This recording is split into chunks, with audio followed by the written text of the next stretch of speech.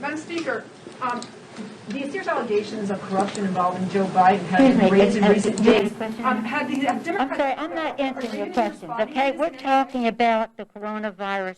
That's what I don't have all day for questions. That's what we're taking now. Democrats don't want to touch it, but Joe Biden won't deny the laptop or the emails, and Barack Obama takes his shot. But did he fall short? I don't know, but are you ready? Let's get started.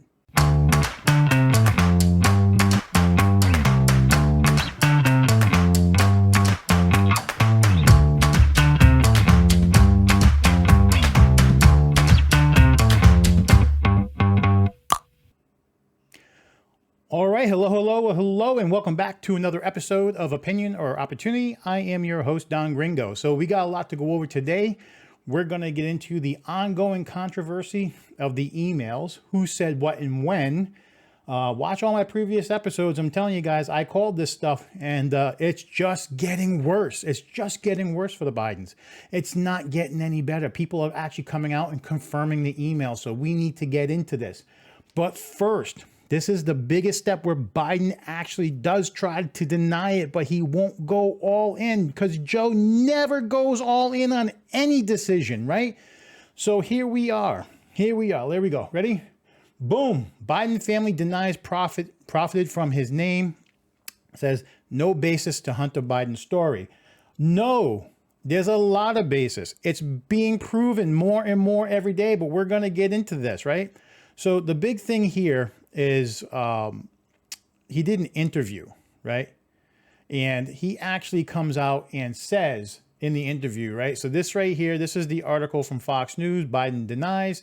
But here we go, Hunter Biden. This article is Vice, and we all know Vice is very liberal.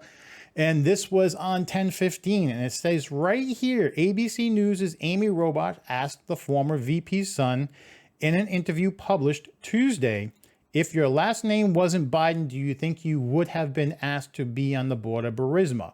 He goes on to say, quote, I don't know, probably not in retrospect, end quote. Biden, a lawyer and international consultant, answered, quote, but that's, I don't think that there's a lot of things that would have happened in my life if my last name wasn't Biden. And he continues, end quote, because my dad was vice president of the United States, there's literally nothing as a young man or as a full-grown adult that my father in some way hasn't had influence over and does not serve either one of us. End quote. And get that again. It does not serve either one of us. So my apologies. There was that thing going on where Hunter supposedly had an email where he pays his father, right? His father gets a chunk of his income because it gets funneled through Hunter. I don't know, man. This is October. This is Vice, and he's actually coming out and saying it's got to serve both parties. But let's go on. Let's go. So that was all like happening yesterday that Biden denied, but I don't know who they pissed off. Well, I can tell you who they pissed off, but I don't know how many more people they're going to piss off. So a business partner and associate of Hunter Biden, Tony Bobulinski, right here. This article is one of many. This is the Washington Examiner as of today, 11:48 a.m. So Joe tries to deny most of it yesterday, right? But he won't go all in. And then here you go. This is why, because that laptop is proven to be so much more. And there's so much more coming out other than laptops. There's text messages, but let's go, right? I get it. I know you want me to move on. So much to talk about. So Tony Bobulinski, one of Hunter Biden's partners, listed as one of the recipients of the email detailing an apparent business deal between the Chinese company and Hunter Biden, said that the message is genuine and that the big guy, the quote, big guy mentioned is a reference to Hunter's father, former vice president and 2020 Democratic presidential nominee Joe Biden, whom he claims Hunter Biden asked for business advice. His statement obtained by the Washington Examiner came hours ahead of the final debate between the elder Biden and President Trump and less than 2 weeks before Election Day. Of course, right? We knew that they had this information and they were sitting on it. We knew, and I called it in my previous episode, Trump is looking for his Comey moment. He's looking for another Comey moment, except this time he has it and he's making it. Where before it was all on Hillary and Hillary's mistakes in the FBI. But I'll tell you what, I still don't get it, right? Hunter Biden, supposedly an attorney and supposedly having a head on his shoulders.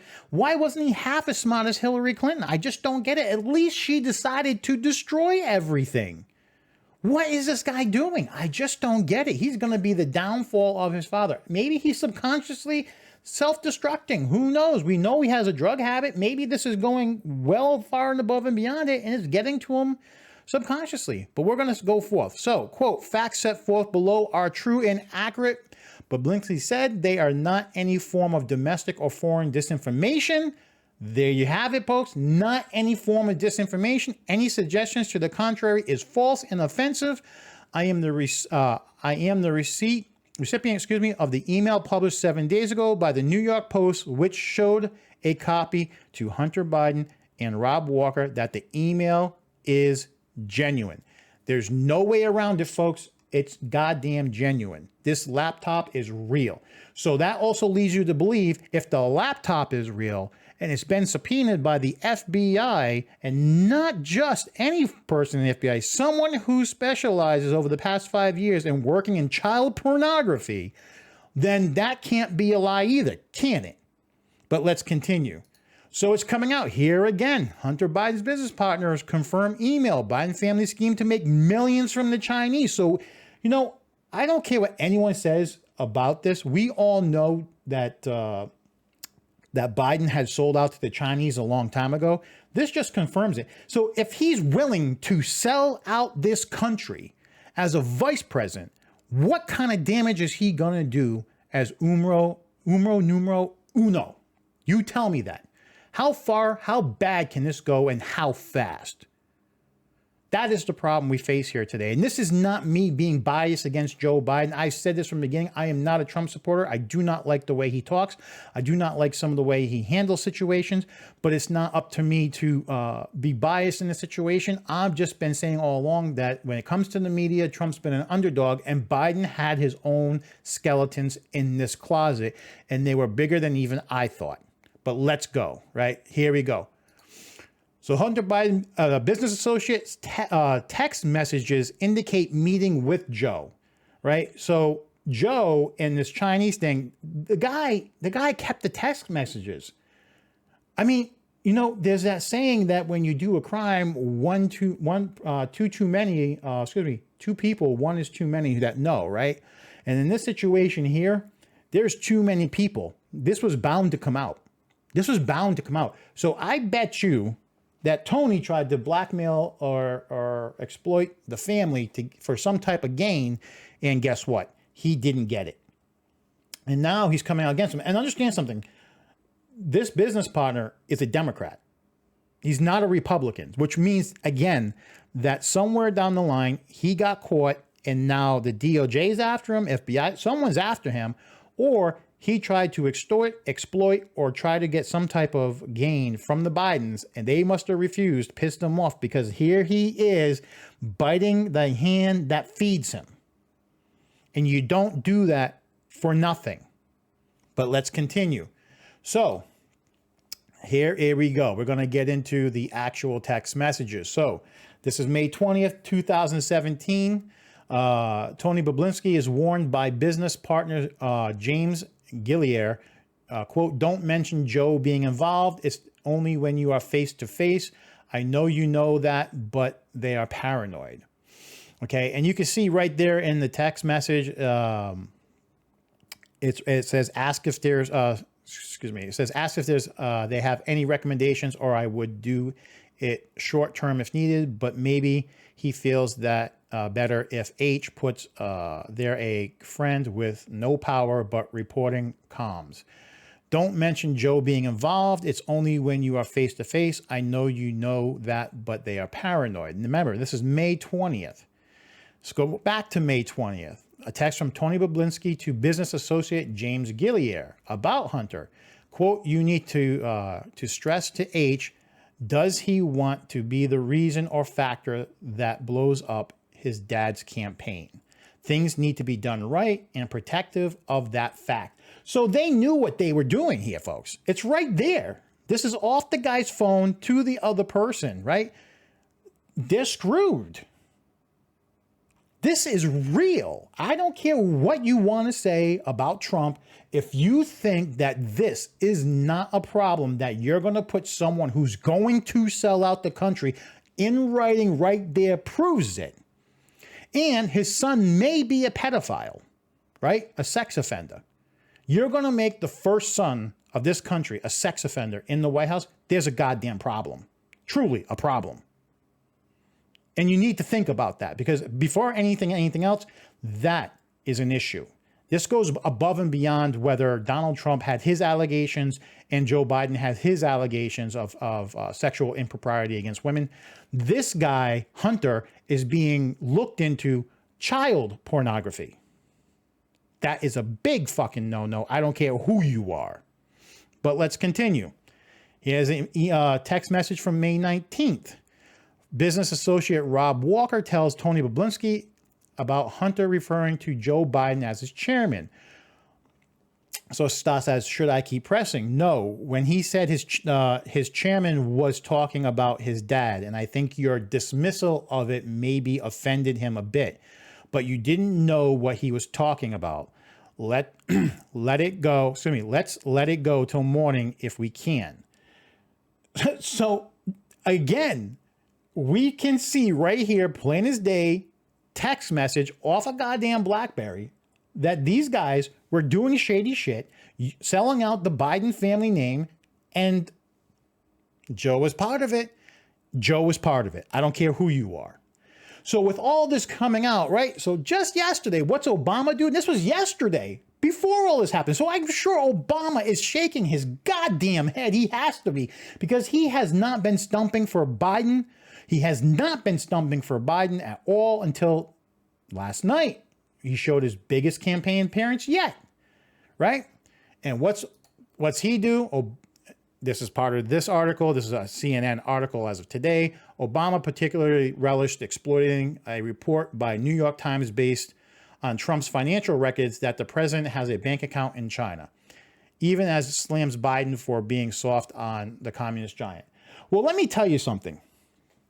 And I'm saying this, and I said this before, sometimes the devil you know is better than the devil you don't know. At least that fucking account shows up in his financials, because guess what?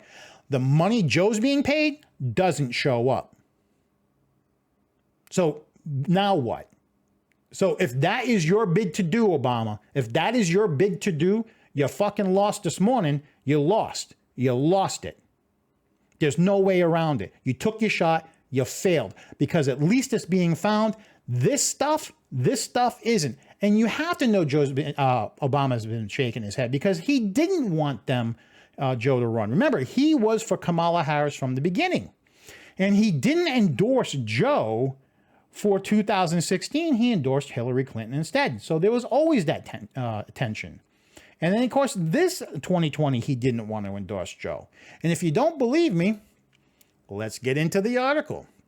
So here's GQ as of August 18th of 2019, right? Based on a New York Times article. Most surprising part of the Times story, though, is how Obama has on multiple occasions tried to dissuade Biden from running for president. First in 2016, Obama pressured Biden to sit out the race because he believed Hillary Clinton was the best shot at continuing his legacy. So he didn't even trust Joe to continue his legacy. Even though that didn't pan out for Obama, he still tried to talk Biden out of running in 2020, per the Times, right? It says the two men spoke at least half a dozen times before Biden decided to run. Mr. Obama took pains to cast his doubts about the campaign in personal terms. Quote, you don't have to do this, Joe. You really don't. Mr. Obama told Mr. Biden earlier this year, according to a person familiar with the exchange, Biden, who thinks he could have defeated Donald Trump 4 years ago, responded by telling Mr. Obama he could never forgive himself if he turned down a second shot at Trump. Well, the article's not over yet. Since announcing his candidacy, Biden has proven himself to be exceptionally gaffe-prone, repeatedly referring to the former British Prime Minister, Theresa May, as Margaret Thatcher. Of course, this guy, he's just not in his head. We both know, everyone knows Joe's not in the right mind, period. He's still running for Senate.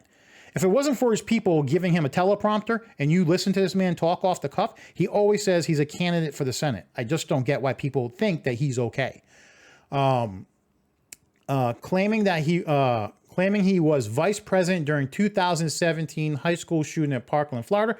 We both know he wasn't vice president in 2017, and saying poor kids are just as bright, just as talented as white kids. Again, this guy can't keep racial terms out of his goddamn vocabulary. He just can't. And we allow him to keep going with this, and people really want him back in the office. And if you think racial division is going to get better because Biden's in there, he can't stop talking race. He can't stop talking race. Everything's racial to him. And if you don't believe me, Kamala Harris took him to task on it during the debate. Can't forget that, but let's keep going. So since announcing his candidacy, let's go on. So at an Iowa speech, apart from making verbal stumbles, he's also defended his working relationship with segregationists in Congress. And that's why I just said Kamala went after him about it. He still, to this day, defends his record on that. There is no defense on that. You were trying to be the guy who brings the country together, but you still think that was a good thing. I don't care who you are. The Times also reported in March, Obama summoned top campaign advisor Anita Dunn and Kate Bedingfield to his Washington office. Multiple sources confirmed to the Times that the ex-president warned the advisors to make sure that Biden doesn't, quote, embarrass himself, end quote, or, quote, damage his legacy. And this is why I said in earlier podcasts, I just can't see Obama coming out for Biden, but he did. But now he's got to be shaking his head because this is just making Obama look like a goddamn fool. The day after. And this is why Obama didn't want to endorse Joe Biden, period. And that's why I think Michelle Obama looked like she was freaking out, even though she was making a plea, because I think she had to. I don't think there was a choice. I'm not sure what kind of dirt that Biden has on him, but he's got to have something, right? So it gets better. It gets better. So we're going to go back to, So we're going to talk about the coronavirus. The only stance that Biden has against Trump is coronavirus, and Trump is bad, period. Trump is bad. That's it. So this is an article from Politico. This goes back to May 4th of this year. And in this article, right, and we know Politico, left-leaning again. I'm not picking conservative news. Left-leaning news, period. The snafu was, this is talking about swine flu. The snafu was the first of many scrambles and setbacks by the Obama administration in its initial response to the swine flu. Politico interviewed almost 24 people, including administration officials, members of Congress, and outsiders who contended with the administration's response, and they described a litany of sadly familiar obstacles: vaccine shortfalls, fights over funding, and sometimes contradictory messages. And again, this is Politico. This is May of this year. And it goes on, quote, "It's purely a fortuity that this isn't one of the great mass casualty events in American history," end quote. Ron Klain, who was Biden's chief of staff at the time, said of the H1N1 in 2019, "It had nothing to do with us doing anything right." Get that? That's a quote. Quote, "It had nothing to do with us doing anything right. It just had to do with luck." If anyone thinks that this can't happen again, they don't have to go back to 1918. They just have to go back to 2009, 2010, and imagine a virus with a different lethality. And you can just do the math on that. So when Trump brought out swine flu in the first debate, he wasn't goddamn wrong. And this is Biden's former chief of staff. Politico article. So I don't want to hear anyone telling me or making comments, because I want comments, but I don't want to hear anyone telling me I'm only pulling out conservative news, because this ain't conservative when you're talking Vice and Politico. But let's keep going. So Biden's plan to commission help decide court packing question if elected. So now all of a sudden, because he's got all this goddamn heat, he does the same thing he did last time as let's go bring up the courts and we're going to make a scene about the courts, right? But the funny thing here again is Joe Biden can't goddamn commit. He doesn't commit. I don't care who you are. He doesn't commit. He's sitting here, I'm going to put a commission together. I'm going to give him 180 days to tell me what the best thing is going to do, court packing or otherwise. So he's not making people happy on the progressive side, and he's just sitting there saying it's in limbo.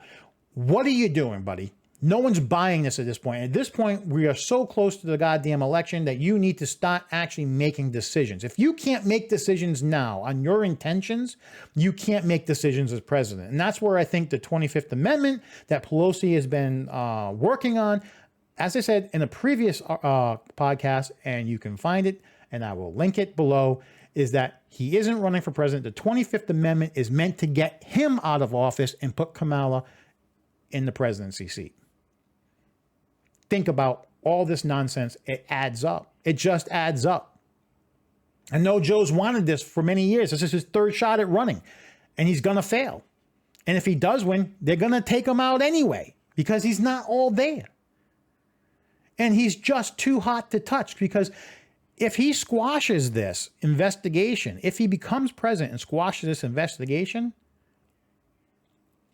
this is going to have rippling effects from here on out to the future. Rippling. But the funny thing is, Joe, you know, God bless Joe, right? I don't God bless Joe, but October 21st. This was a quote from him. America was an idea. We never lived up to it, but we've never walked away from it before. So basically, Joe, what you're saying is what? We're walking away from it because we're trying to do America first and not sell out to the Chinese, right? You're not making money. That's why we're walking away from the idea of America. Is the idea of America you get to sell out this country? What is the idea, Joe? Because you're not specifying it.